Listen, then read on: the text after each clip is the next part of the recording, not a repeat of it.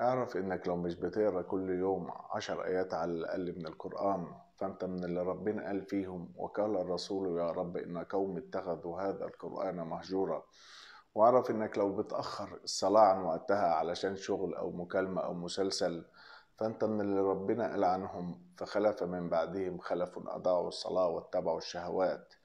واعرف انك لو بتسكت عن الحق عشان الناس ترضى، فأنت من اللي ربنا قال عنهم: يخشون الناس كخشية الله أو أشد خشية. واعرف إنك لو بتستنى الفجر عشان تنام مش عشان تصلي، فأنت من اللي ربنا قال عنهم: نسوا الله فأنساهم أنفسهم. واعرف إنك لو بتدور على رضا الناس وتنسى رضا رب الناس، فأنت من اللي اشتروا الحياة الدنيا بالآخرة.